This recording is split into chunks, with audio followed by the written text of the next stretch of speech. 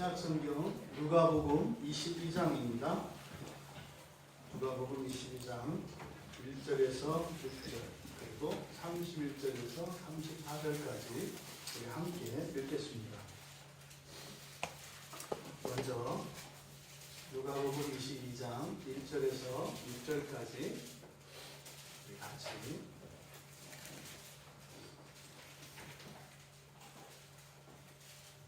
읽겠습니다. 6월절이라 하는 무교절이 다가오매 대제사장들과 서기관들이 예수를 무슨 망도로 죽일까 궁리하니 이는 그들이 백성을 두려워함이더라. 열둘 중에 하나인 가룟시므라 부르는 유다에게 사탄이 들어가니 이에 유다가 대제사장들과 성전 경비대장들에게 가서 예수를 넘겨줄 방도를 의논하매 그들이 기뻐하여 돈을 주기로 언약하는지라. 유다가 허락하고 예수를 우리가 없을 때에 넘겨줄 기회를 찾더라. 아멘. 31절에서 34절까지입니다. 같이 읽겠습니다. 시몬아 시몬아 보라 사탄이 너희를 밀가부르듯 하려고 요구하였으나 그러나 내가 너를 위하여 내 믿음이 떨어지지 않기를 기도하였느니 너는 돌이킨 후에 내 형제를 굳게 하라. 그가 말하되 주여 내가 주와 함께 오게도 죽는 데에도 가기를 각오하였나이다. 이르시되 베드로야 내가 내게 말하노니 오늘 가 울기 전에 내가 세 번 나를 모른다고 부인하리라 하시니라. 아멘. 잠시 기도합니다. 참으로 살아계신 하나님, 이 시간 성경 말씀을 통하여 하나님 말씀을 듣기 원하오니 이 시간 진리의 말씀을 들려주시고 생명의 양식 되게 하셔서 저희들의 지성과 저희들의 감정과 저희들의 의지의 변화가 일어나게 하여 주시고 저희들의 악을 향한 성향들이 선을 향한 강한 경향으로 바뀌게 하여 주셔서 참으로 하나님 말씀을 더욱 사랑하며 하나님 나라를 소망하며 살아가는 저희들 되게 하여 주시옵소서. 감사하며 예수님의 이름으로 기도하옵나이다. 아멘.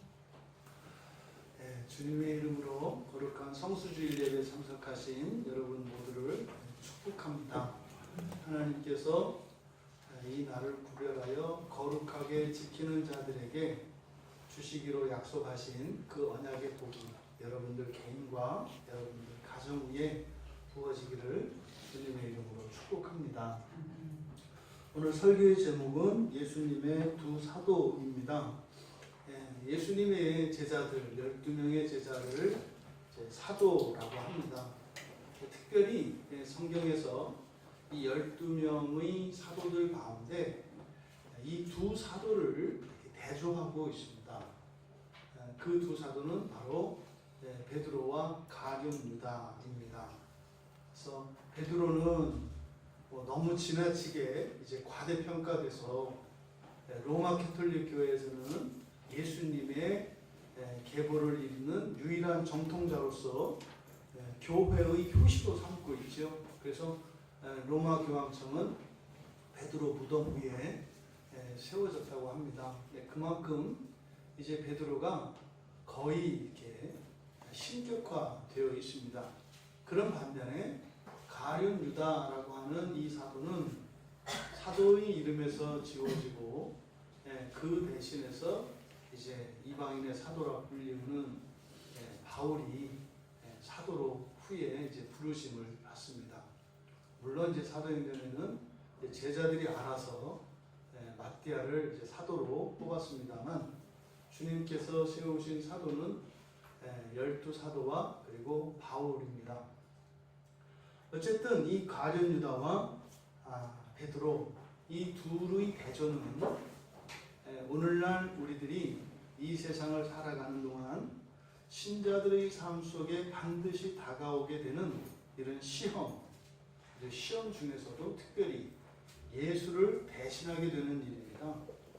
예수님을 대신하게 되는 이런 일을 우리가 피할 수가 없어요. 우리 중에 예수 한번 대신 안 해본 사람 있어요? 그 기본이지, 그죠? 다 있습니다. 다. 모든 사도들 12명 중에서 단 한 사람도 예수를 배신하지 않은 사람 없습니다. 다 배신합니다. 그런데 이 두 사도는 완전히 그 끝이 다릅니다. 결말이 다릅니다. 그래서 오늘 우리들이 살펴볼 이 베드로와 가룟 유다에 대한 이 대조를 통해서 우리들이 지금까지 살아오면서 어떻게 신앙을 가지고 인생을 살아가는데 우리가 실패를 했고 또 우리가 성공했던 그 이유가 어디에 있었는지 그것을 발견해내고 앞으로 우리들이 신앙을 가지고 실제적인 우리의 삶에 승리를 누리실 수 있는 그런 은혜가 부어지는 이 시간 되기를 바랍니다. 베드로와 가룟 유다, 이게 대표적인 것은 뭐지 배신 사건의 가장 결정적인 것은 가룟 유다는 예수님을 판 것이고 또 베드로는 예수님을 3번씩이나 부인한 겁니다. 이거 부인하는 것도 그냥 부인하는 것이 아니라 저주하면서 부인을 했습니다. 그래서 이 두 개의 사건을 우리가 이제 살펴보면서 이들이 배신했던 원인이 무엇이고 또 그 이후에 그 배신하는 그것을 예수님께서 이미 아셨지만 그것을 허용하시고 또 그것을 통해서 이루시고자 하시는 예수님의 뜻이 무엇이었는지를 우리가 밝혀냄으로써 우리들이 번번이 넘어지고 실족합니다만 다시 일어나서 더 큰 은혜로 나아갈 수 있는 주님께서 예비해 놓으신 그 구원의 길을 우리가 놓지 않고 나아갈 수 있는 우리 모두 되기를 바랍니다. 오늘 우리가 읽은 본문에 보면 2절에 대제사장들과 서기관들이 등장하고 그 다음에 사탄이 등장하고 유다가 등장합니다. 예수님을 팔아 넘기게 되는데 거기에 직접 개입하는 존재가 셋이에요. 맨 처음에 대제사장들과 서기관들이 예수님을 죽이고자 합니다. 그런데 백성들을 두려워했기 때문에 죽이지는 못하고 궁리만 합니다. 계속 계획만 짜요. 죽이고 싶어서 주변을 어슬렁어슬렁 거립니다. 그런데 이때 유다에게 사탄이 들어갑니다. 그래서 유다가 예수님을 넘겨주도록 합니다. 그래서 예수님이 팔려가고 죽게 되는 거예요. 굉장히 중요한 원리입니다. 사탄이 우리를 무너뜨릴 때 이 세상에 있는 적 그리스도 세력, 예수를 대적하는 세력들, 사람들입니다. 그리고 거기에는 귀신도 있습니다. 이런 것들로 하여금 우리를 끊임없이 죽이고 허물고자 모의를 합니다.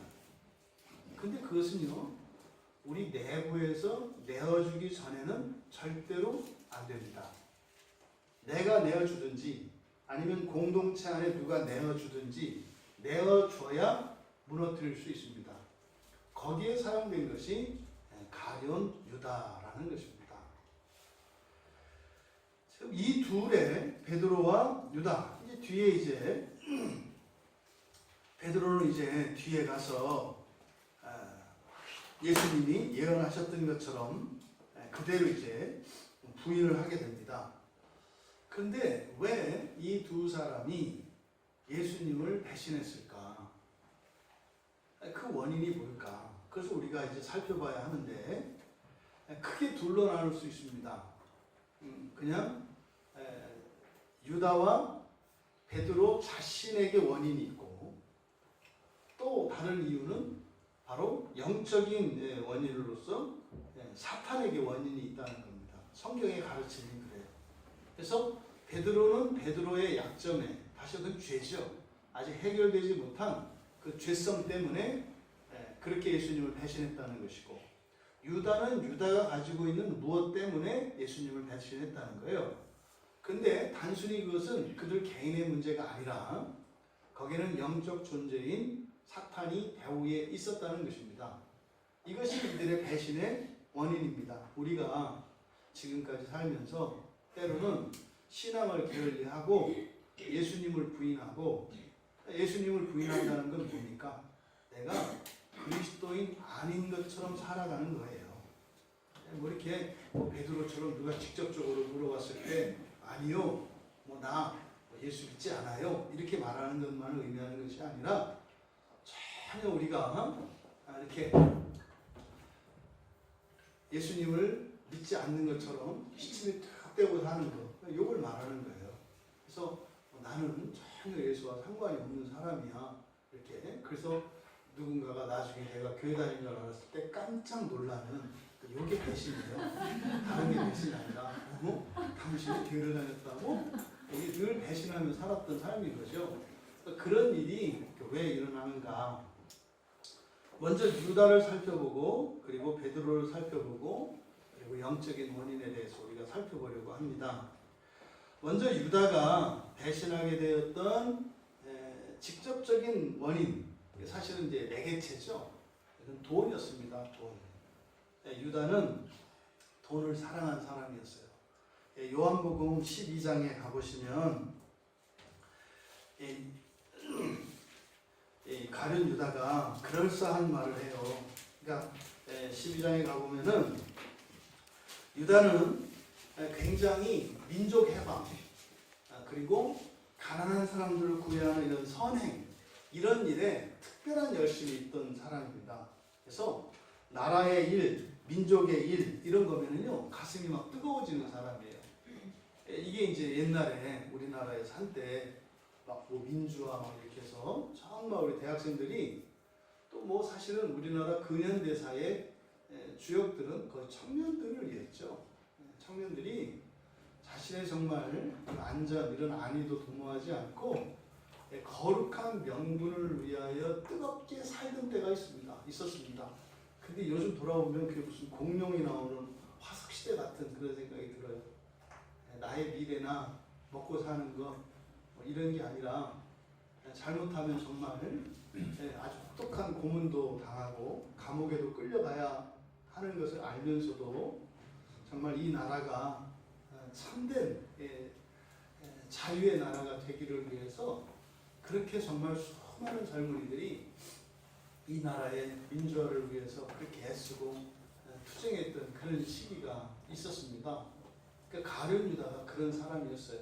또 이렇게 일본에게 우리 나라를 빼앗겼을 때 나라의 독립을 위해서 가족들 정말 처자식을 다 버리고 말이죠.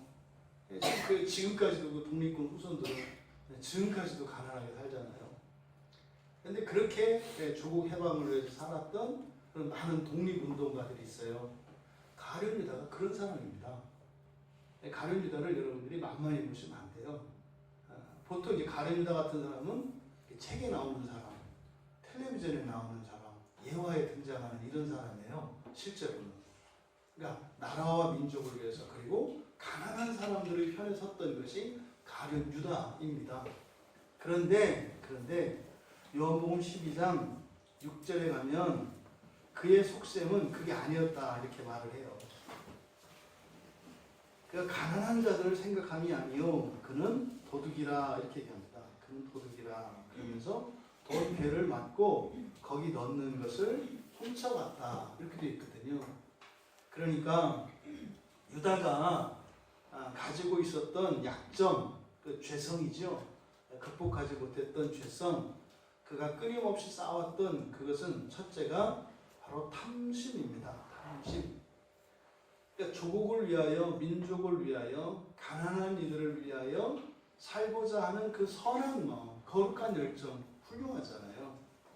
그런데 그 뒤에는 그것을 통해서 자기의 이득을 취하려 하고, 그것을 통해서 명예와 이런 사람들로부터의 인기를 구가하고자 하는 탐심이 있었다는 겁니다. 구분하기 어렵습니다. 왜냐하면 굉장히 앞서서 좋은 일에 열심을 내기 때문에 구분하기 어렵습니다. 근데 이제 끝에 가보면 압니다. 끝에 가보면 나옵니다. 그러니까 종종 그런 거 나오지 않아요? 뉴스 같은 데서도 이런 사회복지단체에서 엄청난 비리들이 막 일어나지 않습니까? 그런 사람들이 처음에는 다 선한 의도를 가지고 하는 것으로 보였던 사람들이에요. 그런데 그 마음속에 탐심이 있으면 결국은 그것으로 무너지게 됩니다. 가룟 유다가 그랬던 거죠. 여러분, 가룟 유다를 한번 생각해 보세요. 예수님의 사도가 되어서 뭐가 좋아요? 예? 예수님 사도가 되세요. 뭐 잠자리 한번 뭐 제대로 편히 잡니까? 예? 먹는 것도 뭐 알 수 없잖아요. 뭐 주님이 그 광야에서 또 그냥 오병이의 기적도 일으키고 그러니까 그 뒤로는 뭐 밥 사달라는 얘기도 못해요. 그 마음대로 만들어줄 수 있는 걸 알기 때문에 그 주님께 맡겨야 되니까 사실 빈털터리로 살았거든요. 그런데도 가룟 유다가 그 삶을 살았던 것은 예수님과 함께 다닐 때 내가 예수님의 사도라고 하는 이 프라이드가 충분히 그런 불편과 그런 고생을 치를 만한 대가가 있다고 생각을 했던 거예요. 가룟 유다라고 하는 사람이 그렇게 살았던 사람입니다. 그의 마음속에 이런 탐심이 있었던 거죠. 탐심이 얼마나 컸으면 사서 고생도 했다 이 말이에요. 사서 고생했다. 또 겉봐서는 전혀 표시가 안 나요. 그가 그런 마음을 가졌을 거라고는 누구도 생각 못했죠. 그래서 역사가들은 그가 열혈당원이었다 그러거든요. 그러니까 유다, 가룟 유다 같은 사람이 어떤 사람이겠어요? 교회 안에서 존경받는 사람이에요. 존경받는 사람이에요.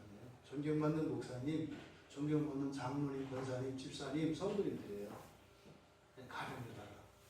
근데 그 속에 뭐가 있는 사람이요? 그런 사람들 모두가 가룟 유다가 아니라 그런 사람들 중에 그러한 모든 선행과 거룩한 일들의 동기가 무엇이었다는 거예요? 탐심과 함께. 탐심과 함께. 무서운 겁니다, 여러분. 탐심은 무서운 겁니다. 이 탐심의 끝은 파멸이에요, 파멸. 절대로 버려야 하는 것이 이 탐심입니다. 두 번째로 그가 가진 것은 또 하나 치명적인 그가 가지고 있는 이 죄성, 약점은 교만이었습니다. 교만. 교만은 예수님이 하나님의 아들이시라는 걸 다 압니다. 그리스도, 메시아라는 거 다 압니다. 그런데 이 가룟 유다는 예수님이 하나님의 아들이신 것, 살아계신 하나님이신 것을 믿었어요. 메시아인 거 믿었어요. 그런데요, 예수님의 이 계획과 이런 생각은 절대적이라고 인정하지는 않았어요. 왜냐하면 가룟 유다가 예수님을 판단합니다. 이렇게 하면 된다, 안 된다를 판단한다고요. 그러니까 판단하는 것은 뭐예요? 예수님이 모든 면에서 항상 절대적으로 옳은 것은 아니다라는 생각을 가지고 있었다고요. 그 뿌리가 뭐예요? 교만이죠, 교만. 그러니까요, 지금 예수님께 마리아가, 죽었던 나사로의 누이인 마리아가 향유를 예수님 머리에 붓는데 300데나리온을 받고요. 그러니까 그 유다도, 가룟 유다도 예수님을 대접하고 섬기는 일에는 찬성합니다. 그런데 지나쳐요. 보통 한 데나리온이면 그냥 하루 일당을 칩니다. 그럼 300데나리온이니까 거의 1년치 아니에요. 300일. 그럼 뭐 10만 원 잡으면 3천만 원 아닙니까? 근데 3천만 원을 뭐 했다고요? 그냥 한 번에 머리에 부어버렸다고요. 가룟 유다는 어떤 사람이었어요? 가룟 유다 주변에는 전화번호가 있어요. 이렇게 도와줘야 될 사람들, 월세 빌린 사람들, 뭐하는 사람들 명단이 쫙 있다니까요. 그러니까 지금 가룟 유다는 마음이 가난한 사람이에요. 많아도 지금 도와줄 데가 너무 많아요. 3천만 원이면 벌써 딱 돌아가는 거예요. 지금 당장 급한 불 다 끌 수 있어요. 근데 거기다가 딱 확 부었어요, 마리아가. 그에 대해서 질책을 한다고요. 야, 너 해도 너무한다. 그렇게까지 할 필요는 없지. 그 돈이면 지금 당장 죽어가는 사람들을 살 수 있는데 그렇게 쓰는 거 아니지. 근데 예수님이 마리아 편을 들거든요. 마리아 편을. 그러면서 또 예수님이 하시는 말씀이 그거잖아요. 장례를 준비했다 그래요. 장례식도 아니고 장례를 준비하는데 3천만 원을 써요. 그러니까 이 가룟 유다의 판단으로는 도저히 이거는 예수님의 생각이 받아들일 수 없는 거예요. 이렇게 생각한 이유가 뭐다? 교만이라는 거예요. 교만. 지금 유다의 마음속에 극복하지 못한 죄가 이 탐심과 교만이었는데, 그럼 탐심과 교만이 뭐 예수님한테 확 드러나겠어요? 이런 죄가 드러날 때는 감정에 실려서 나옵니다. 감정에 실려서. 그러니까 그게 이제 예수님을 팔아 넘기는 사건인데, 결정적으로 예수님을 팔아 넘기게 되는 것은 유다의 감정이에요. 여러분, 만약에 여러분이 가룟 유다라고 생각을 해보세요. 나쁜 사람이라고 생각하지 마시고, 여러분들이 한평생을 조국과 민족을 위해서, 그리고 어려운 사람들을 위해서, 그리고 교회를 위해서 여러분들이 사신 분이에요. 여러분이. 그랬는데 마리아는 보면 그렇게 뭐 저거 안 해요. 그 일도 잘 안 하고, 이렇게 보면 말씀이나 듣고 뭐 이래요, 되게. 이렇게 뭐 활동적인 그런 사람이 아니야. 착하긴 착한데 그렇다고 해서 뭐 이렇게 뭐 하는 일이 없는 것 같은 이제 그런 사람이거든요. 근데 그 마리아가 가지고 있었던 아마 이제 이게 혼수였을 가능성이 많아요. 혼수를 이렇게 해서 다 깨트려서 이렇게 하는 걸 그걸 보고 가룟 유다가 좋은 의도로, 나쁜 의도가 아니라 좋은 의도로 그걸 나누어서 일부는 예수님께 붓고 일부는 가져다가 팔아서 가난한 사람을 도우면 훨씬 더 좋잖아요. 저는 동의가 되거든요. 여러분들 동의 안 되세요? 해야 돼. 그러면 한 1,000만 원만 쓰고 2,000만 원이라도 좀 건져서 1,000원 한 끼씩 하면 2,000만 원 얼마예요? 이 엄청난 거예요. 엄청난 돈이거든요. 저는 충분히 가룟 유다의 그 생각에 동의가 된다고요. 그런데 문제는 예수님이 아니 집도 절도 다 버리고 따라온 사도된 자기를 인정하는 게 아니라 어떻게 해요? 마리아.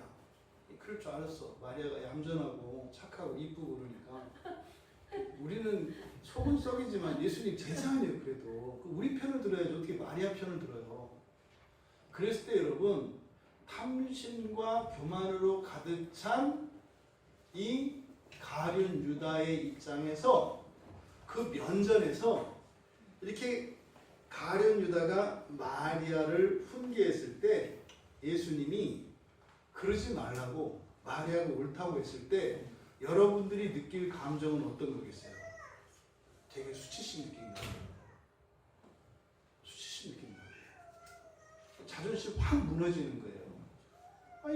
여러분 회사나 이런 데서 뭐 이렇게 신입사원이 여러분 말을 안 들어요. 일을 가르쳐 주려고 했단 말이에요. 근데 여러분 상사가 와서 김 부장 그러지 마. 뭐 그 사람 말도 좀 옳구만 뭘 그래. 이랬을 때 이럴 때 이제 딱 드는 게 수치심입니다. 수치심. 그러면요. 수치심을 느끼신다. 거기다가 마리아에 대해서는 시기심이 딱 느껴지겠죠. 시기심. 상대도 안 되는 사람이에요. 가룟 유다하고 마리아는 사실. 마리아는 그냥 하나님 사랑을 받았지만 주님 사랑을 받았지만 도움을 받은 사람이고 가룟 유다는 누구예요? 예수님과 함께 동행하면서 산전수전 다 겪은 사람이라고요. 어떻게 비교가 되겠어요? 근데 그 마음속에 이런 시기심이 분명히 느꼈을 거예요. 이럴 때 가룟 유다가 느끼는 그런 감정, 첫째 확 드는 것은 외로움입니다. 왜냐하면 주님으로부터 버림받은 이런 느낌이 들어요. 그러면 외로움이 막 듭니다. 나를 버린 것 같은. 그동안 내가 따라다닌 이게 아무 공로도 없는 것 같은. 여러분 그러잖아요. 이렇게 사랑하는 사람이나 여러분이 믿었던 사람이 여러분 의견을 묵살하고 안 받아주고 무시할 때 그때 드는 분노 있잖아요. 그보다 그 앞에 있는 거는 외로움이에요. 어떻게 나를 버려? 이런 거라고요. 그 외로움이 이제 탁 차고 올라온다고요. 그러면서 어떻게 되겠어요? 순식간에 그 사도 자리를 내가 뺏기는 건 아닌가? 이런 두려움. 그럼 어떻게 돼요? 탐심과 교만이 있는 사람이기 때문에 잘못하면 앞으로 내가 챙길 수 있는 이런 모든 것들에 대한 기대와 이게 사라지는 것은 아닐까? 주님으로부터 버림받는 건 아닐까? 또 이렇게 의심이 많고 이런 사람이기 때문에 자기가 이렇게 이의를 제기했다가 예수님으로부터 묵살당했을 때 그것이 찜찜해진다고. 앞으로 또 이 돈 괴를 딴 데로 옮기는 거 아닌가? 예수님이 저렇게 하는 거 보니까 내가 지금 돈을 훔치고 있는 거 알고 계신 거 아닌가? 도둑이 죄가 저리는 거거든요. 이건 분명히 내가 옳은데 예수님이 그럴 때는 예수님의 말씀이 옳다고 생각하는 게 아니라 나에 대한 무엇을 알기 때문에 저렇게 하시는 걸 거야라고 하는 해석은 바로 죄를 지은 사람이 가지는 특성이에요. 상대방의 말을 그대로 받아들이지 못하는 것은요, 내 안에 비밀이 있고 죄가 있을 때 해석을 합니다. 그래서 캥기는 게 있으면 이렇게 해석을 하는 거예요. 근데 지금 유다가 그렇게 하다 보니까 두려움이 들어요. 이때 이제 막 올라가는 게 미움입니다. 그러니까 이 유다가 가졌던 가장 큰 이렇게 분노를 촉발하게 된 가장 큰 그런 감정은 미움이에요. 증오심이죠. 예수님에 대한 증오심. 어떻게 나한테 이럴 수가 있어. 또 말이라도 그렇게 하려면 재정을 보고 있는 나한테 와서 상의 한마디 없이 먼저 얘기를 하고 했으면 내가 딱 준비를 해서 양탄자도 깔고 주님 잘 이렇게 해줄 텐데 이거 봐 준비도 안 해가지고 수건도 준비 안 해가지고 나중에 쏟아 붓고 나니까 그거 주체 못해가지고 머리카락으로 닦고 있잖아. 차라리 그 준비를 했으면 바닥에 이게 모아서라도 팔 수 있는데, 그러니까 사전에 얘기도 하지 않고 일을 빵 터뜨려서 결과적으로는 나만 완전히 왕따 만들어 버렸죠. 만약. 그러니까 그 미움이 증오심이 확 드는 거예요. 그러니까 바로 이 가룟 유다는 그 안에 있던 이 탐심과 교만이 그리고 바로 이 미움에 의해서 이런 외로움과 두려움, 미움 그 가운데서도 이 미움이 가장 주요한 감정이 돼서 그래서 분노로 확 폭발한 겁니다. 그래서 예수님을 팔아버린 거예요. 보통 우리가 싸울 때 이렇게 싸워요. 이렇게 싸워요. 그럼 베드로는 어떻게 해서 그렇게 예수님을 부인하게 됐을까? 이제 베드로가 가지고 있는 것은 상대적 우월감입니다. 상대적인 우월감을 베드로는 가지고 있어요. 마태복음 26장에 보면 주를 위하여 내 목숨을 버리겠나이다. 마태복음 26장 37절에 보면은 주를 위해서 내 목숨을 버리겠나이다 이렇게 해요. 대단하죠. 대단하죠. 그러니까 뭐예요? 나는 뭐라는 거예요? 절대로 배신할 사람이 아니라는 거예요. 나는 절대로 배신할 사람이 아니에요. 배신할지언정 나는 뭐 할 거다? 죽을 거다. 죽으면 죽었지 나는 절대로 배신할 사람이 아니다. 이렇게 나는 목숨을 버리겠습니다. 이것은 사실은 뭘까요? 자만심이죠. 베드로에게는 이 자만심이 있습니다. 자만심. 이 자만심도 교만의 일종이죠. 그런데 이 자만심은 사실은 그 이면에 보면 다른 제자들을 깔보는 거예요. 나 하나 제대로 됐고 다른 제자들은 다 문제가 있다고 다 하자가 있어요. 다 하자가 있는 사람들이다. 물론 나도 문제가 있긴 있지만 내가 가진 문제는 어쩔 수 없는 문제고 다른 제자들이 가지고 있는 문제는 고칠 수 있는 문제인데 안 고치는 문제가 진짜 문제인 거야. 자존심이죠. 이 자만심이죠. 그러니까 다른 사람들을 폄하하는 이런 이제 자만심으로 똘똘 뭉친 사람이 이제 베드로였습니다. 그래서 마가복음 14장 29절에 보면 그렇게 얘기해요. 그냥 저만 죽는다고만 해도 되는데 마가복음에서는 14장 29절에서 뭐라고 하냐면 다 버릴지라도 나는 그리하지 않겠습니다. 송대를 들어오는 거예요. 다 끌고 들어와요. 죽는 것도 모자라서 다른 애들은 다 주님을 배신해도 저만큼은 절대로 그렇게 하지 않아요. 그러니까 뭡니까? 제자들 가운데에서 내가 가장 특별한 그리고 가장 훌륭한 제자다라고 하는 이런 생각을 가지고 있는 거예요. 그러니까 그런 게 있습니다. 우리 중에 내가 제일 낫다. 이게 이제 베드로의 자만심. 그러니까 또 나는 다 그러진 않아. 무엇 하나라도 그런 거예요. 이거는 내가 제일 낫다. 이게 이제 예수님을 부인하게 되었던 베드로가 가졌던 자만심이에요. 여러분들에게는 이런 자만심이 없기를 바랍니다. 왜냐하면 그 자만심을 가지고 있으면 부인하게 되기 때문입니다. 그 베드로가 이렇게 베드로 입장에서는 다른 제자들과 똑같이 자기 자신을 취급하는 예수님에게 섭섭해요. 가룟 유다는 마리아를 그렇게 대하는 예수님에 대해서 섭섭했는데 베드로는 다른 제자들과 똑같이 자신을 취급하는 예수님이 섭섭해요. 그러니까 뭐예요? 다른 놈들 때문에 내가 같이 도매금으로 넘어가니까 제자들이 미워요.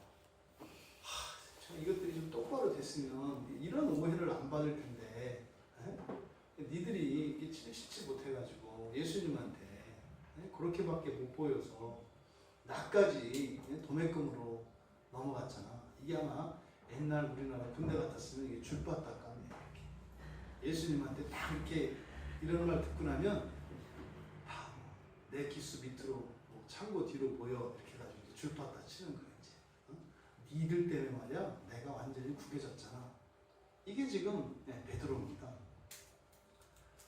그런데 이 누가복음 22장 54절에 보시면 예수님을 따라가는데 어떻게 따라가요? 멀찍이가 의미하는 게 뭘까요, 여러분? 겁나는 거예요. 겁나는 거예요. 가까이 못 가요. 그러니까 베드로가 말하기를 예수님한테 이야기할 때는 뭐라 그랬어요? 나는 다른 제자들과는 다르다. 이렇게 얘기했다고요. 저만큼은 다릅니다. 그런데 베드로가 갈 때 멀찍이 따라갔다 그래요. 베드로가 내가 이런 사람인지 몰랐어요. 여태까지는. 왜요? 쫓아왔을 때 칼까지 빼들어가지고 죽기로 덤볐던 베드로예요. 그랬는데 한 번 도망갔다가 다시 따라가려고 하니까 전혀 없던 겁이 내 안에 있는 거예요. 가까이 못 가겠는 거예요. 멀찍이 따라갔더라. 그러니 베드로가 가지고 있었던 그런 생각, 이것은요 사실 이 베드로의 마음속 깊은 곳에 있었던 게 뭐예요? 두려움이 있었던 거예요. 베드로는 아마 어려서부터 겁이 없는 사람으로 동네에서 유명했을 거예요.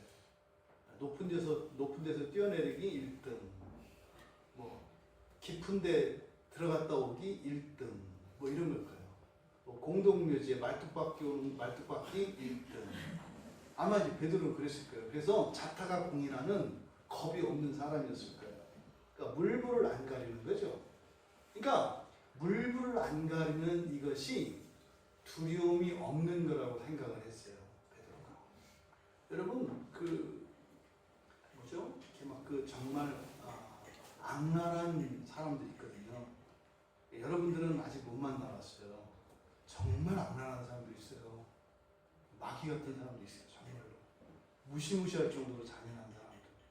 이런 사람들이 이제 상습, 살인범 이런 사람들이거든요. 그 사람들은 자기가요 두려움이 없다고 생각해요. 특히 이제 뭐 깡패나 이런 사람들, 조직폭력배 이런 사람들은 겁을 없애거든요. 겁을 없애기 위해서 엄청나게 매질을 하거나 엄청나게 혹독하게 막 다룹니다. 그런 사람이 그런 훈련이나 이런 것을 받으면요 이게 익숙해지니까 그 이제 겁이 없는 줄도 알아요. 뭐 이제 군인들도 그런 거죠. 특수부대나 막 이런 사람들은 훈련을 세게 시킨다고요. 그런 걸 하다 보면 그 밑에 있는 일들은 자기도 모르게 별것 아닌 것처럼 착각해요. 그래서 두려움이 없어진 줄 알거든요. 베드로가 그런 사람이 있어요. 근데요, 그 천하의 살인마들도 사형장에 끌려갈 때는 걸어가는 사람이 없대요. 그 장로님이 그 사형수들만 전도하는 어떤 장로님이 계세요. 그분이 그러세요. 두 발로 걸어가는 사람이 없대요. 이 덩치 이랬던 사람이고 그냥 악딱 이렇게 써 있는 사람들이 그때 딱 가면 뭐 마지막 날 미역국이 나온다고 하죠. 안 돼요. 미역국에 소고기가 딱 들어가서 딱 상이 오면 안 돼요. 숟가락을 들지를 못한대요. 밥 숟가락을 덜덜덜덜 떨려서 이거를 들지를 못한대요. 그럼 나가자고 하는데요. 못 일어나요. 그래서요. 양쪽에서 교도관들이 끼고요. 앞꿈치가 질질질 끌린답니다. 대부분 오줌 싸면서 끌려간대요. 왜요? 사람 마음속에 두려움이 있습니다. 모든 타락한 이후에 사람이 가지고 있는 근본 감정 중에 하나가 뿌리 깊은 근본 감정이 두려움이에요. 여러분이 두려움이 없다고 생각하십니까? 힘이 있기 때문이에요. 이런저런 힘이 있기 때문에 두려움이 없는 거예요. 근데 그게 사라지면요. 이제 그 자기 내면에 아주 반석과 같이 자리 잡고 있는 두려움이 나옵니다. 지금 평생 베드로는 자기가 이렇게 살 거라고는 생각을 못 해봤어요. 그 어떻게 눈치를 보면서, 그러니까 이 베드로가 그 뒤따라가서 나중에 그 여종이 이야기했을 때 부인하는 이런 장면은 이렇게 막 움츠리고 말이죠. 눈을 똑바로 쳐다보지 못하고 이렇게 곁눈질로 이렇게 웅크리고 있는 그런 베드로거든요. 제일 비참한 모습이에요. 사실은 베드로 내면에 깊이 있던 그 두려움, 그것이 바로 57절과 58절 그리고 뒤에 60절에서 모른다고 이렇게 세 번이나 부인하게 된 것은 그의 내면에 깊이 뿌리 박고 있던 두려움 때문이었습니다. 근데 그 두려움이요, 그의 신앙은 물론이고 평생 동안 그가 살아왔던 삶의 방식과 모든 것을 다 무너뜨렸어요. 이럴 때가 있어요, 여러분. 우리 안에 있는 모든 악이 드러날 때가 있다고요. 이런 환경들이 바뀌는 말입니다. 그러니까 이게 사실 하나님의 은혜가 나를 요만큼이라도 폼나게 살게 하는구나. 하나님의 은혜가 거치면요 얼마나 사람이 비열하고 비참하고 잔인하고 악랄한지 모릅니다. 다 거짓이에요. 근데 하나님의 은혜가 덮으니까 그래도 요만큼이라도 고상하게 그렇게 살게 하시는 거죠. 베드로에게 그 하나님의 은혜가 싹 가시니까 두려움 하나가 딱 치고 올라왔을 때 그렇게 이 자만심으로 가득 찼던, 그리고 제자들 가운데 최고라고 생각했던 이런 공명심으로 가득 차 있던 베드로가 주님을 부인하게 했던 이 근본적인 감정은 두려움이었습니다. 여러분, 실수가 있을 때 드는 감정이 두려움이에요. 지나고 나서 이게 깨닫게 되는 게 두려움이 그래요. 그러니까 그런 거 있죠. 돌아가신 분 얘기하지 말고, 무서운 사람이 이렇게 있으면, 무서운 사람이 뭘 딱 시키면 엉겁결에 어떻게 해요? 너 이거 알아? 그러면 어떻게 해요? 네, 그래요. 하고 나서 큰일 났어요. 이거 확인하면 이제 죽음이야. 모르는데 네라고 했거든요. 왜 그래요? 두려움 때문에 그래요. 두려움 때문에. 이것 좀 하지? 네. 근데 지금 하면 안 돼. 나 지금 큰일 났어. 저쪽 가야 되는데. 근데 두려움 때문에 그래요. 두려움은 우리의 인격을, 우리의 이성을 마비시켜 버립니다. 그렇잖아요. 제가 이렇게 사고 난 적이 있다고. 겁이 확 나니까 붕 나더라고요. 두려움은 그렇거든요. 두려움이 찾아오면 말입니다. 전혀 내가 알았던 내가 아니에요. 두려움이 찾아와요. 베드로가 그랬던 겁니다. 목숨도 아끼지 않는 베드로. 그것과 두려움은 별개다. 아무리 힘이 있고 우락부락하고 갈갈하고 뭐 이렇게 강한 것 같은 사람도 두려움이 우리 내면에서 확 터뜨리고 화산처럼 폭발해서 나오면 그냥 마비시켜버리는 거예요. 이와 같이 베드로는 그가 가지고 있었던 이런 자만심, 이런 공명심, 그것도 이제 교만의 한 뿌리죠. 그런데 그것이 직접적으로 예수님을 배신하게 되는 그 감정, 그것은 두려움이었다고요. 이 두려움을 타고 바로 베드로 안에 있던 죄가 예수님을 배신하게 했던 것입니다. 그런데요, 이 누가복음과 요한복음은 마태복음과 마가복음과 다르게 접근해요. 이들 그 베드로와 가룟 유다가 배신하는 그 이유에 대해서 마태복음과 마가복음은 이것이 순수하게 이 두 사람 개인의 잘못이라고, 그들의 문제라고 이야기를 해요. 그런데 요한복음과 이 누가복음에서는 이런 것의 근본적인 원인은 바로 사탄이었다고 이야기를 합니다. 그러니까 요한과 이 누가만 그렇게 기록을 해요.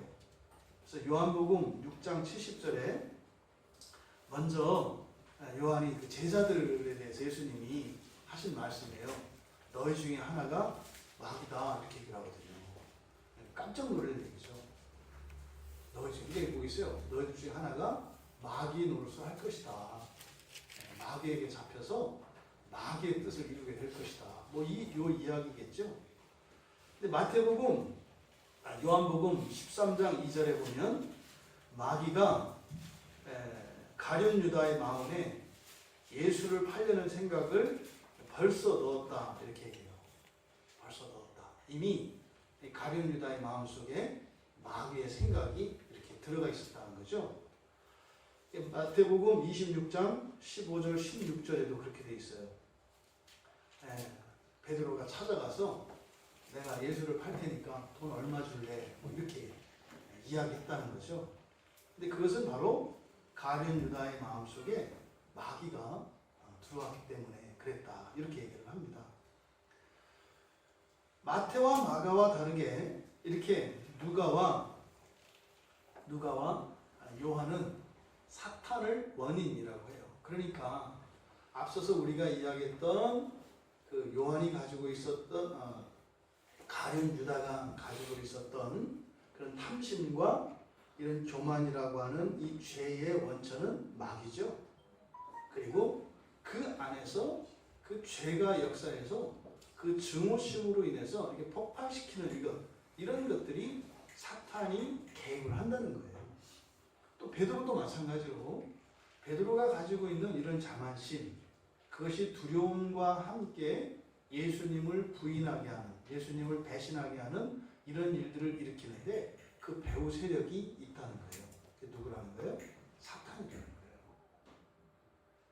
여러분들이 인생을 살면서, 지금까지 살면서 실수하고 잘못하고 범죄하고 또 이렇게 우리들의 신앙을 부인하는, 신앙을 감추는, 돌아보면은 부끄럽고 창피한, 비겁한 것 같은, 당당하지 못한 이런 것들은 첫째로 우리 안에 가지고 있는 죄가 있고, 또 우리 안에 있는 그 타락한 이후에 인간 안에 가지고 있는 이렇게 부패한 감정이 이용돼서 사단의 뜻대로 우리가 그런 잘못을 하게 된다는 것을 성경은 우리에게 가르쳐 주는 겁니다.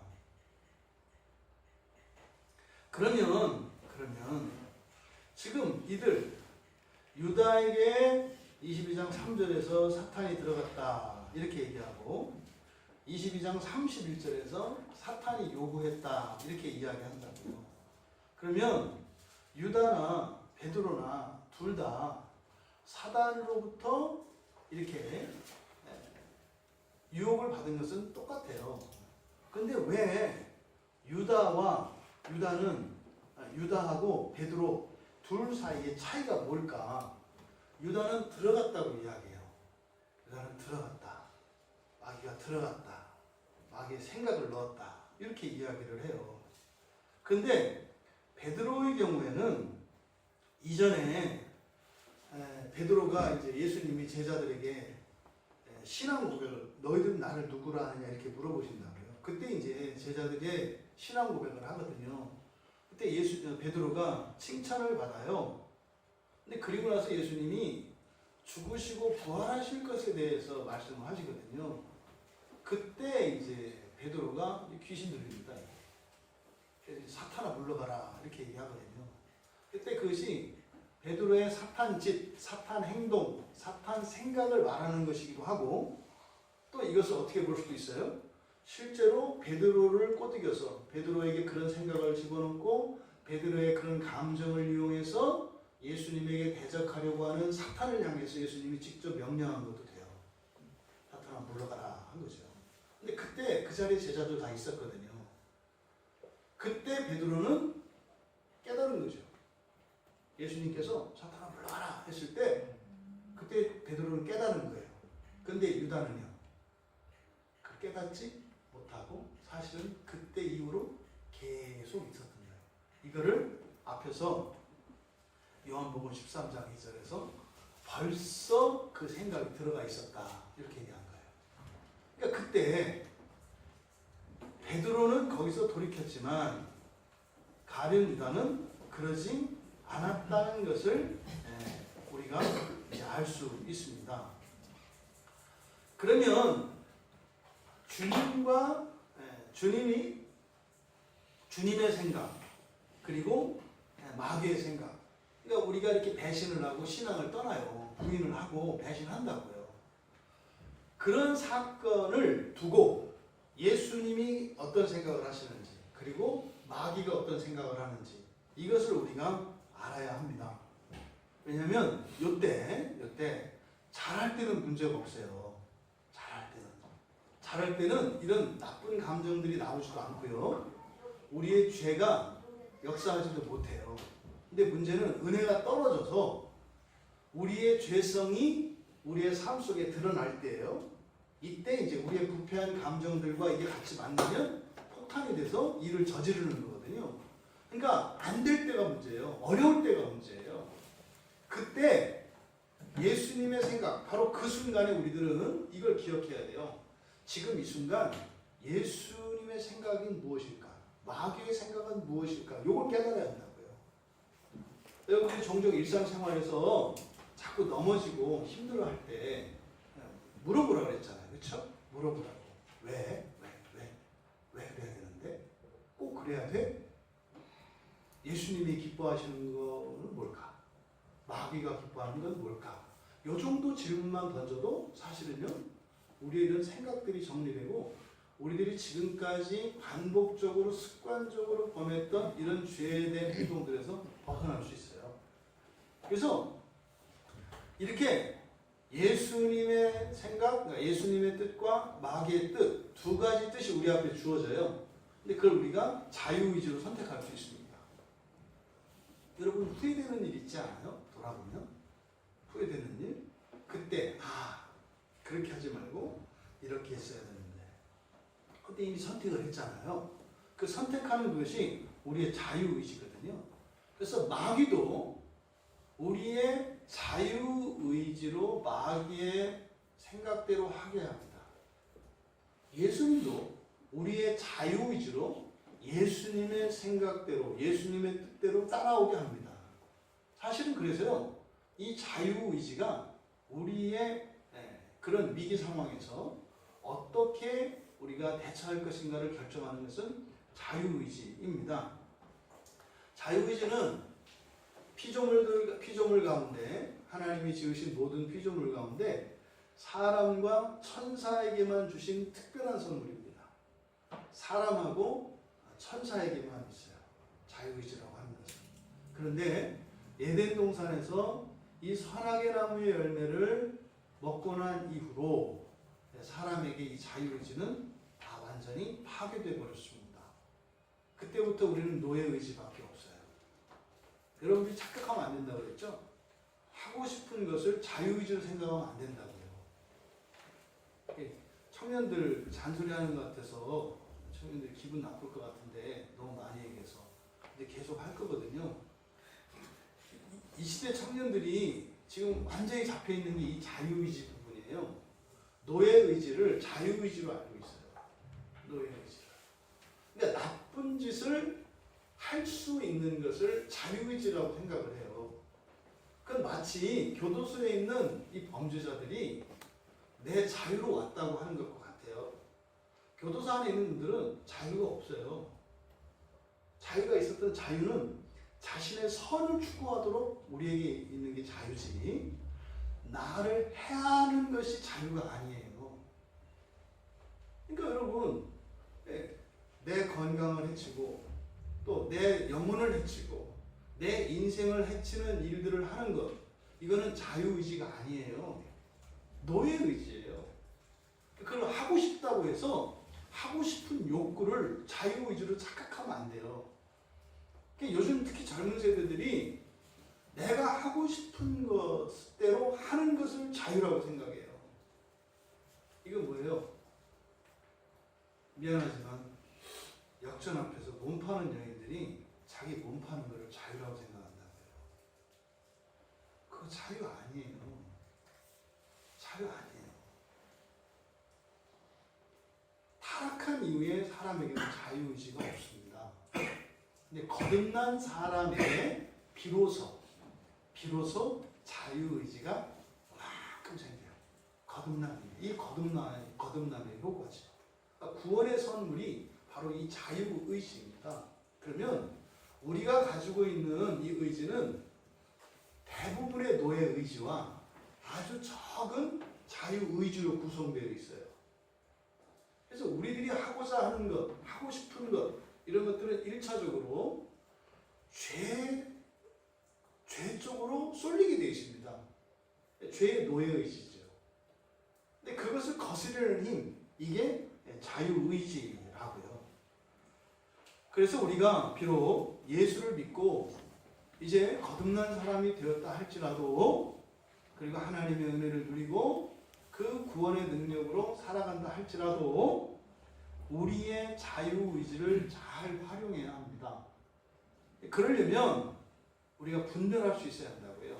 그러면 하나님의 뜻을, 그러니까 예수님의 생각을 따라가는 게 자유의지지, 예수님의 생각을 거스르는 게 자유의지가 아니에요. 오늘 주일 아침이잖아요. 여러분들이 예배 나오셨잖아요. 여러분들은 오늘 아침에 자유가 있었어요. 예배 드릴 자유. 예배는 자유를 가진 사람만 드릴 수 있는 거예요. 예배 드리지 못하는 사람은 자유가 없는 사람이에요. 어떤 식으로든지 자유가 없는 사람이에요. 신체적으로, 지금 우리 이종태 성도님 같은 경우도 몸을 못 가누잖아요. 자유가 없잖아요. 몸에 신체적인 자유가 없잖아요. 또 저기 북한이나 이런 무슬림 이런 지역에 있는 사람들은 정치적으로 자유가 없잖아요. 못 드린다고요. 그러면 몸도 건강하고, 우리나라에 살고 있는 본인들 스스로 그리스도인이라 하지만 지금 예배당에 있지 않은 사람들, 이 사람들은요 자유로운가요? 자유롭지 않아요. 이 사람들은요 영적으로 묶여있는 사람들입니다. 영적으로 자유롭지 않아요. 그러니까 자유롭다고 하는 것은 옳은 것, 선한 것을 추구할 수 있는 힘이 자유로운 겁니다. 그래서 갈라디아서 5장 13절에 그렇게 이야기해요. 형제들아, 너희가 자유를 위하여 부르심을 입었으나, 자유의지를 말하는 거예요. 너희들이 거듭나고 이렇게 구원받은 것은 자유를 위하여, 그러니까 자유의지가 너희들에게 주어졌다, 이렇게 얘기해요. 그러나 그 자유로 육체의 기회로 삼지 말고 오직 사랑으로 서로 종노릇하라 그래요. 육체의 기회로 삼으라는 것은 뭡니까? 육체의 기회라는 건 뭡니까? 종노릇하는 거예요. 예전에는 자유가 없어서 종노릇하는 거니 불쌍해요. 어쩔 수 없어요. 그런데 자유가 주어진 사람이 종노릇을 하면 뭐예요? 미련한 거예요. 불쌍한 게 아니라 미련한 거예요. 어리석은 거예요. 여러분들에게 자유가 주어졌지만 그 자유로 여러분이 정말 여러분을 위하여 살지 못한다면 그것은 미련한 게 됩니다. 미련한 게. 그래서 우리가 예수님의 생각과 마귀의 생각이 무엇인지를 아는 게 중요합니다. 지금 이 장면에서 누가복음 22장의 문맥에서 지금 마귀의 생각을 우리가 알 수 있어요. 22장 32절에 보시면 그렇게 돼 있어요. 그러나 내가 너를 위하여 내 믿음이 떨어지지 않기를 기도하였다. 그 바로 앞에 사단이 요구했다 그랬어요. 그런데 예수님이 기도하셔서 어떻게 해요? 믿음이 떨어지지 않도록 했다는 거죠. 그러면 사탄의 생각은 뭐예요? 믿음이 떨어지게 하는 거죠. 믿음을 떨어뜨리는 거예요. 여러분, 순식간에 믿음이 사라지면 그냥 빛이 꺼져버리는 거 아시죠? 금방 내가 이렇게 믿음 안에서 이렇게 정말 어렵지만 소망을 잃지 않고 살아갔는데 순식간에 믿음을 싹 빼버리면요 그냥 떨어지거든요. 이게 맞나? 갑자기 이상해져요. 세상이 바뀌어요. 이게 맞나? 진짜인가? 이렇게 되면요 방향을 완전히 잃어버립니다. 그냥 곤두박질 쳐요. 이게 바로 누가 하는 거예요? 사탄이 하는 거예요. 사탄이. 그러니까 마귀는 믿음이 떨어지게 하려는 겁니다. 믿음이 뭐를? 죄성을 감정에 섞어서 일을 내. 예수님을 배신하게 해. 그리고 나서 어떻게 하기를 바라는 거예요? 그것으로 믿음이 떨어지게 하는 게 목적이에요. 여러분, 죄를 짓는 것은 다 져요. 근데 마귀의 생각은 뭐다? 죄를 짓고 난 뒤에 믿음이 떨어지는 거예요. 믿음을 떨어지게 하는 거예요. 이거는 반대로 잘해도 마찬가지입니다. 잘해도. 가룟 유다나 베드로 다 잘한 사람들이라니까요. 잘한 사람들이에요. 그런데 잘했던 그것이 그들의 내면에 있던 죄성과 이것이 부패한 감정이 뒤섞여서 이렇게 나오니까 금세 믿음을 잃어버린다는 거죠. 믿음을. 그러니까요. 평상시처럼도 못 사는 거예요. 마귀가 그래요. 마귀가. 그러니 여러분 믿음을 지키는 일은 무엇보다 중요하다는 것을 우리가 알 수 있습니다. 여기서 믿음, 내 믿음이 떨어지지 않기를 기도했다. 여기서 내 믿음은 뭘 말하는 거겠어요? 우리 자신에게 회복의 원인이 우리 자신에게 있는 게 아니라 누구에게 있다는 거예요? 그리스도께 있다는 거예요. 왜 믿음이 안 떨어져요? 예수님이 기도하셔서, 예수님이 중보하셔서, 우리가 범죄를 했는데 말이죠. 그런데도 우리의 믿음이 떨어지지 않는 것은 우리의 믿음이 이 정도 범죄에도 버틸 수 있는 큰 믿음이어서가 아니라 우리가 죄를 짓는 가운데서도 예수님은 천상에서 나를 위해서 기도하시기 때문에 우리의 믿음이 떨어지지 않는 거라고요. 이거를 까먹으면 넘어져요. 여러분이 주님께 매달리기 때문에 넘어지지 않는 게 아니라 여러분이 주님께 간절히 구하기 때문에 여러분이 회복되는 게 아니라 여러분이 기도를 열심히 하고 여러분들이 신앙생활을 열심히 해서 회복되는 게 아니라 주님의 열심이 우리를 회복시키신다는 거예요. 여러분이 주님을 바라보기 때문이 아니라 주님이 여러분을 바라보시기 때문에 여러분들이 떨어지지 않고 여러분들이 회복된다는 거예요. 이것을 기억해야 합니다. 베드로나 가룟 유다는 이걸 착각한 거예요. 나 같은 인간은 죽어야 돼. 뭐 이렇게 하는 거 아니겠어요? 두 번째로 마귀의 생각은 마태복음 27장에서 우리가 알아볼 수 있는데 마태복음 27장에 4절에 가면 내가 무죄한 죄를 팔고 죄를 범하였도다. 유다의 고백이에요. 가룟 유다가 나중에 정신 차리고 나서 하는 얘기예요. 내가 무죄한 죄를 팔고 죄를 범했다. 그러니까 마귀의 생각이 뭐라는 거예요? 무죄한 죄를, 무죄한 피를 팔고 죄를 범하게 해요. 그러니까 뭐예요? 다른 사람들 오해하고 말이죠. 다른 사람들 미워하고 말이죠. 다른 사람들 시기하고 말이죠. 다른 사람들을 우습게 여기고 말이죠. 이런 죄 짓는 일, 이게 바로 누구의 생각이에요? 마귀의 생각이에요. 여러분 절대로 다른 사람들을 우습게 여기지 마세요. 절대로 가볍게 여기지 마세요. 함부로 대하지 마세요. 정말로 언행을 조심하세요.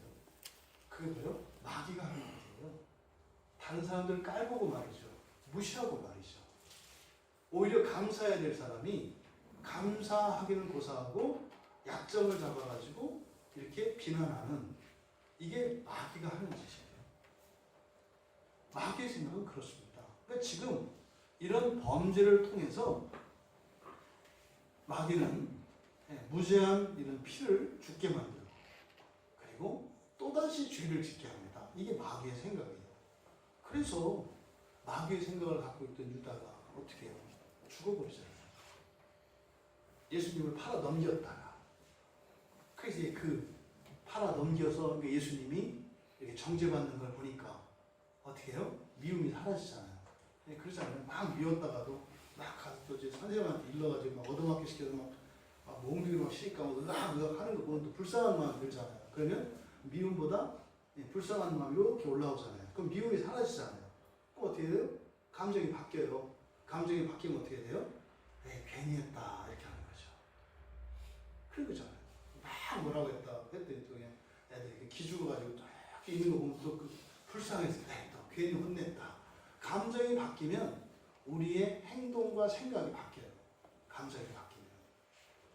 근데 그렇게 바뀌었는데도 불구하고 여전히 마귀의 생각을 계속 가지고 있었기 때문에 그 다음에 누구를 잡아요? 자기를 잡잖아요. 자기를 잡아서 죽여버리잖아요.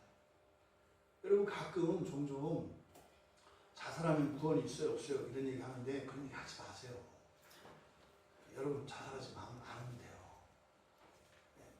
가룟유다가 자살했다고 구원 있냐 없냐 이거 갖고 자꾸 얘기하고 그러는데, 이제 자살할 분들은 그런 얘기 하세요. 자기 얘기니까 중요한 얘기지. 자살하지 않을 사람들은 그런 얘기 하지도 마요. 누가 뭐 목사가 자살했다는데 구원이 있어요 없어요? 자살할 거면 내가 얘기해 줄게요. 그 얘기를 듣는 사람은 자살할 사람이에요. 그런 거 쓸데없이 관심 가지 마요. 중요한 것은 뭐다? 마귀의 생각을 가지고 있으면 어떻게 해요? 계속 무제한 피를 죽여요. 계속 무제한 피. 여러분들 가끔 보면 있어요. 말이 이렇게 죽이는 말을 하는 사람들이 있어요. 죽이는 말. 그러니까 잔치상을 차려줘도 죽여. 왜 빠졌어? 기가 막히죠. 또 찾아내는 거. 이건 왜 빠졌대? 이건 왜 이렇게 했대? 기가 막히죠. 그래서 옷을 사다 줘도 또 찾아내지. 이거 얼마에 샀어? 저쪽은 25%인데 20%에 샀어? 기가 막히죠. 이게 죽이는 말이거든요. 이게 뭐냐? 이게 마귀의 생각이에요. 하나님의 생각은 살리는 겁니다. 어떻게 해요? 격려하고 감사하는 거죠. 아, 고맙다. 속으로는 큰일 났다. 이거 입으려면 어떻게 입나. 이러면서도 감사하다고 하는 거죠. 그래서 살리는 거죠. 살리는 거죠. 이게 살리는 거죠. 마귀의 생각은 이렇게 죽이고 허무는 겁니다. 여러분, 마귀의 생각을 갖고 있다면 버려야 합니다. 결국에 이 마귀의 생각의 최종적인 목적은 나를 죽이는 거예요. 처음에는 주변을 죽입니다. 근데 주변을 죽일 때마다 내가 죽어가요. 사실은 단박에 안 죽인다고요. 주변을 죽이고 난 뒤에, 그리고 나서 그것에 대한 죄책감을 갖게 해요. 내가 미쳤었구나. 그리고 나서 그 결정적인 순간에 나를 죽게 하는, 이게 마귀의 생각이에요. 주님의 생각은 22장 32절에 보면 주님의 마음을 우리가 알 수 있어요. 32절에서 뒤에서 뭐라고 하셨어요? 기도하셨어요. 그리고 나서 뭐라고 해요? 너는 돌이킨 후에 내 형제를 굳게 하라. 이 마음이 여러분 느껴지십니까? 죄를 짓고 나서, 배신하고 나서 괜찮다는 거예요. 괜찮다는 거예요. 내가 너를 위해서 기도하니까 내가 떨어지지 않도록, 부서지지 않도록 내가 너를 붙들고 있겠다는 거예요. 근데 말이야, 그 다음에 이제 그렇게 배신하고 죄를 짓고 난 뒤에 뭐 하라고요? 그 그 뒤에 돌이키고 형제를 굳게 하라는 거예요. 여기서요, 주님의 생각은 죄를 짓고 예수님을 배신해도 돌이키기를 바라는 거예요. 돌이키라는 거예요. 근데 돌이키면은 그냥 돌이키기만 하는 게 아니에요. 돌이켜서 어떻게 해라? 더욱 강건해져라. 돌이켜서 더욱 강건해져라. 네가 배신했냐? 죄를 졌냐? 그러면 돌이켜서 더욱 강건해져라. 이 말씀이 여러분들에게 정말 이렇게 믿음으로 받아들여질 수 있기를 바랍니다. 성령께서 깨우쳐 주시기를 바랍니다. 앞에서 예수님께서 떨어지지 않기를 기도하셨다.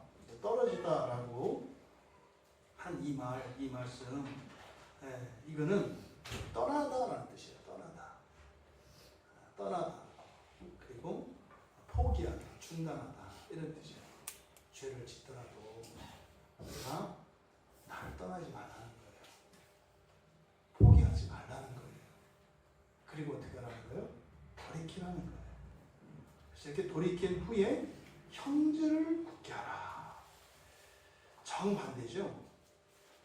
예수님께서는 그런 겁니다. 사탄의 유혹에 넘어지더라도 주님을 의지하고 주님께 붙어 있고 그리고 돌이키라는 거예요. 그래서 예수님이 이렇게 기도해 주시는 것 때문에 돌이키는 것으로 끝나는 것이 아니라 그로 인해서 이전보다 더욱 굳건해지고 그래서 형제들을 도울 수 있게 된다는 말씀이에요. 여러분, 우리가 때로는 실수하고 하나님 앞에 범죄할지라도 포기하지 않고 그 믿음에 붙들려 있다면 오히려 우리가 배신한 그 죄를 이용하셔서 더욱 굳건하게 하시고 또 우리가 넘어졌던 그것 때문에 연약한 형제들을 섬길 수 있게 하실 거라는 거예요. 그러니까 예수님의 생각은 예수님의 제자들이 범죄하고 실족하게 하는 것은 또 다른 넘어지는 사람들을 위해서 도울 자로 만들기 위한 것이라는 거죠. 여러분이 인생의 불행과 어려움을 겪었습니까? 훗날 여러분이 겪었던 그 어려움의 길을 걷는 사람이 있을 거예요. 그리고 여러분들이 그분들에게 이야기할 수 있을 거예요. 나도 그때 포기하고 싶었다. 모든 것을 그만하고 떠나고 싶었다. 그런데 당신 못지 않았던 나의 어려운 시절이 있었는데 하나님이 이렇게 나를 회복시키시고 구원하시더라. 이걸 통해서 그들을 섬길 수 있도록 허락하신 것이죠. 죄가 괜찮은 것이 아니라 바로 그렇게 떠나버릴 자들을 떠나지 않도록 돕기 위한 것인 거죠. 이렇게 예수님의 생각과 사탄의 생각이 달라요. 이 베드로와 가룟유다는 한 사람은 주님의 뜻을 따랐고요. 한 사람은 마귀의 생각을 끝에 따른 거예요. 베드로는 예수님의 생각을, 유다는 마귀의 생각을 따른 거예요. 그 결과가 완전히 다르잖아요. 22장 62절에서 나가서 심히 통곡했다 그래요. 그 바로 앞에 보면 말씀이 생각난 거죠. 통곡했던 이유가 뭐예요?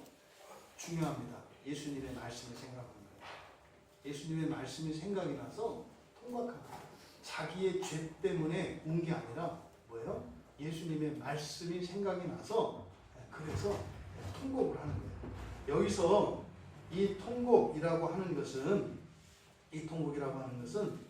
그냥 우는 거를 말하는 게 아니에요. 이거는 엄청나게 크게 소리내서 우는 겁니다. 누가복음 24장 12절에 거기 보면 이제 이 베드로가 예수님의 말씀을 생각하여 울었어요. 그리고 베드로는 그러니까 어떻게 돼요? 예수님의 말씀을 붙들었겠죠. 떠나지 않고 있었겠죠. 그렇죠? 주님이 회복시키실 때까지를 기다리셨겠죠. 그렇게 기다리던 베드로에게 누가복음 24장 12절에서 보면 베드로가 무덤으로 달려가요. 예수님이 부활하셨다는 소식을 듣고 베드로는 일어나 무덤에 달려가서 구부려 들여다봤다. 이렇게 얘기해요. 그러니까 베드로는요, 끝까지 기다린 거예요. 나는 안 돼. 이건 용서받을 수 없어. 이건 아니야. 이렇게 한 것이 아니라 기다렸다고요. 기다렸다고요. 그리고 주님이 계셨던 그 무덤을 향해서 달려가요. 그랬더니 요한복음 21장에서 예수님이 베드로를 찾아오시죠. 그래서 물어보세요. 네가 이 사람들보다 나를 더 사랑하느냐? 이렇게 물어보세요. 나는 너의 용기가 필요한 것도 아니고 너의 그렇게 목숨을 바치는 거, 나를 위해서 하는 거, 용맹무쌍한 열심, 이걸 원하는 게 아니라 내가 원하는 건 사랑이다. 이렇게 얘기해요. 너 이 사람들보다 나를 더 사랑하니? 너보다 나를 더 사랑하니? 내가 원하는 건 이거였어. 베드로에게 예수님께서 요구하시는 건 딱 하나예요. 나를 사랑해 달라는 거. 여러분에게도 주님이 요구하시는 건 딱 하나예요. 여러분의 편안한 인생보다 예수님을 더 사랑하십니까? 여러분의 가족들보다 예수님을 더 사랑하십니까? 여러분들의 고난과 여러분들의 부귀 영화보다 예수님을 더 사랑하십니까? 예수님이 베드로에게 물어보신 것은 딱 그거예요. 그리고 나서 이제 예수님께서 베드로에게 그렇게 주님의 양을 먹이고 인도하며 돌보는 삶을 살게 해주시죠. 여러분, 양떼를 먹이려면 꼴이 있어야 돼요? 없어야 돼요? 있어야 돼요. 양떼를 지키려면 힘이 있어야 돼요? 없어야 돼요? 있어야 돼요. 양떼를 인도하려면 알아야 돼요? 몰라야 돼요? 알아요. 여러분, 하나님을 사랑하십니까? 그럼 주님께서 말씀하세요. 내 양을 치라고. 거기에 필요한 것들은 주님이 주세요. 힘도 주시고 지혜도 주시고 모든 것을 주세요. 근데 그건 언제일까요? 모든 것을 다 내려놓았을 때. 이렇게 되고 난 뒤에 해야 됩니다. 아직 주님을 더 사랑하지 않는 거예요. 여러분, 모든 섬김은 결국은요, 자기 죽음이에요. 공로가 아니에요. 우리 섬김에 하나님의 상이 약속이 되어 있습니다. 근데 이 섬김은 사실은 무엇을 대신하는 거예요? 나의 죽음을 대신하는 거예요. 죽어야 되는 내가 죽지 않고 살아서 섬기는 거예요. 여러분들은 여러분들의 죄로 죽기를 원하십니까? 살아서 섬기기를 원하십니까? 하나님은, 주님의 마음은 주님을 섬기기를 원하세요. 여러분들이 살기를 원하세요. 유다는 뉘우쳤죠. 그런데 떠나가서 목매 죽습니다. 유다가 뉘우친 것은 마태복음 27장에 보면, 마태복음 27장 3절에서 5절까지 유다가 그의 정죄됨을 보고, 예수님이죠. 예수님이 정죄됨을 보고 스스로 뉘우쳐 그 은 30을 대제사장들과 장로들에게 도로 갖다 주며 이르되, 내가 무죄한 피를 팔고 죄를 범하였도다 하니, 그들이 이르되 그게 우리와 무슨 상관이냐? 네가 당하라 하더니 유다가 은을 성소에 던져놓고 물러가서 스스로 죽었다. 유다가 왜 뉘우쳤어요? 예수님이 정죄되는 걸 보고 뉘우쳤어요. 이게 뭐의 변화예요? 감정의 변화예요. 감정의 변화. 감정의 변화로 뉘우친다고요. 여러분 감정이 변해서 생각 바뀌잖아요. 아, 나 앞으로 이렇게 해야 되지. 죽어도 안 바뀌어요. 왜? 감정이 바뀌면 또다시 바뀌거든요. 누군가를 용서하기로 했어요. 불쌍해서. 근데 그 사람이 다시 속을 썩여요. 그러니까 미움이 다시 일어나. 그러니까요, 용서, 취소 이렇게 돼요. 감정에 의해서 변화되어진 것은 바뀐 게 아닙니다. 유다가 여기서 회개한 것, 뉘우친 것은 감정만 바뀐 거예요. 왜? 예수님이 정죄되는 걸 보니까 불쌍해. 이건 아니었지. 그래서 생각이 바뀌었다고요. 아, 잘못됐구나. 팔지 말았어야 되는 거구나. 그래서 원위치 시키려고 해요. 그랬더니요. 그럼 네가 일 저질러 놓고 무슨 소리 하는 거야. 그래서 어떻게 해요? 스스로 목매서 죽었다. 여기 보면 중요한 게 27장 5절에 물러가서라는 말이 중요해요. 물러가서라는 말. 유다가 뉘우친 것은 감정의 변화에 의해서 바뀐 것을 말하는 것 뿐이고 이건 전인격적인 회개가 아니에요. 감정의 변화이기 때문에. 그런데 더욱 중요한 것은 뭐다? 물러갔다는 거예요. 이 물러갔다가 떠나갔다는 거예요. 떠나갔다. 떠나가지 말아야 한다고요. 죄를 졌어도. 유다가 비록 예수님을 팔아 넘겼어도 떠나가면 안 돼요. 그리고 유다는 예수님의 정죄되는 것을 보고 감정을 바꿀 게 아니라 예수님 말씀이 생각이 나야 돼요. 정말 내가 사탄이었구나. 내가 사탄 짓이었구나. 그리고 회개하고 돌이켰으면 되는 거예요. 예수님 말씀을 떠올리고. 근데 그 사건을 보고 그가 감정의 변화에 의해서 회개를 한 거죠. 여기서 바로 가장 중요한 것이 떠나는 거예요. 여러분, 우리가 죄를 짓습니다. 죄를 짓습니다. 그런데요, 떠나지 마세요. 절대 떠나지 마세요. 예배의 자리를 떠나지 마시고 여러분의 신앙의 자리를 떠나지 마세요. 우리의 본성 안에 이런 악이 내재되어 있어요. 그래서 우리는 계속 주님을 배신하고요. 죄를 질 겁니다. 그런데요, 떠나지 마세요. 사탄은 우리에게 속삭여요. 너 자격 없다고. 너는 소망 없다고. 그렇게 네가 믿는다고 안 된다고. 이렇게 강력하게 충동질을 합니다. 여러분 기억하십시오. 우리가 주님을 바라보기 때문에 우리가 구원에 이르는 것이 아니라 우리가 주님을 믿기 때문에 우리가 회복되는 것이 아니라 뭐다? 예수님이 우리를 바라보기 때문에 우리를 구원하시고 우리를 회복시키신다고 하는 사실을 잊지 마십시오. 그러니 떠나지 마십시오. 우리는 감정이 요동쳐서 이랬다 저랬다 할지 몰라도 주님은 바위와 같은 분이세요. 움직이지 않으셔요. 그러니 절대 떠나지 마십시오. 주님의 구원을 절대적으로 신뢰하십시오. 포기하지 마십시오. 여러분이 설사 게으르고 악하여 또 두려워서 또 원망하고 미워서 주님을 부인하고 저주했을지라도 주님을 팔아 넘겼을지라도 구원의 손길을 주님을 거두지 않으세요. 우리가 주님을 시궁창에 박아버리고 계곡 저 골짜기 아래로 집어 던져도 깨어진 몸으로 다시 환한 미소로 우리를 향하여 오셔서 우리를 계속 구원하실 것입니다. 주님의 구원을 절대적으로 신뢰하십시오. 여러분, 세 번째로 죄를 짓더라도 정말 조심해야 되는 거 있어요. 돈에 대한 탐심과 교만을 버리십시오.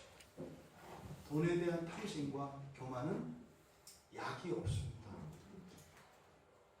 돈에 대한 탐심과 교만은 여러분이 죽을 때까지 여러분을 끌고 갑니다.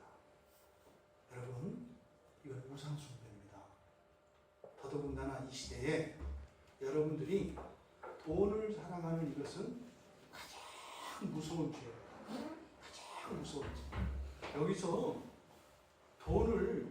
돈에 대한 탐심을 버리라는 것은요, 돈 없이 살아라 이런 거 아니에요.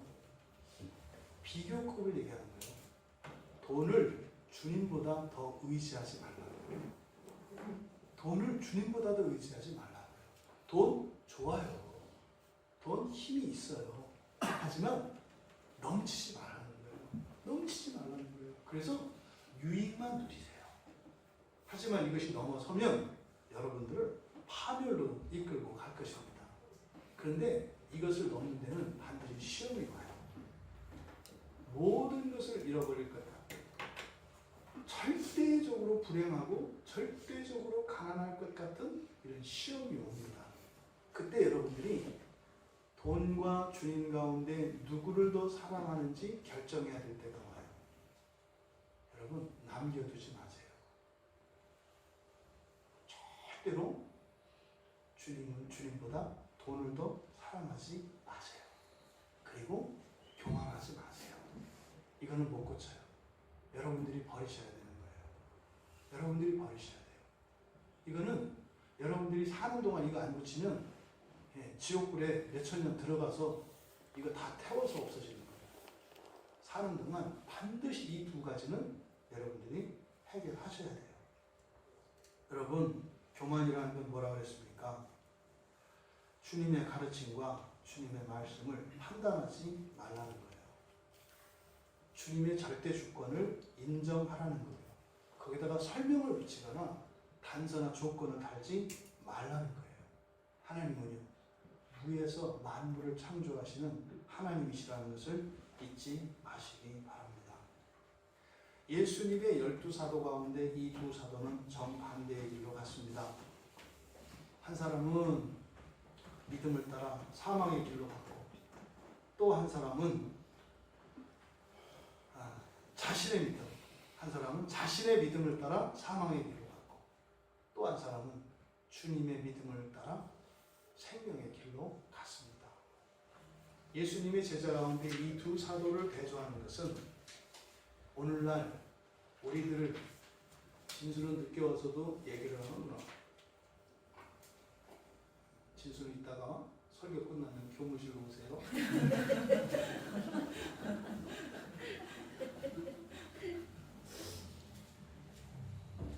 생명의 길과 사망의 길이 이론이 아닙니다, 여러분. 정말입니다. 정말입니다. 여러분의 믿음이 아니라 우리를 믿으시는 주님의 믿음으로 생명길로 다 나아가는 우리 모두가 되시기를 주님의 이름으로 축원합니다. 우리 말씀을 생각하며 우리 같이 잠시 기도합니다. 하나님, 우리가 주님을 바라보기 때문이 아니라 주님이 나를 항상 바라보고 계시기 때문에 내가 그 천국의 길로 가고 있습니다. 때로는 우리가 실족하고 예수님을 배반할지라도 주님은 나를 놓지 않고 끝까지 함께 하시는 주님인 것을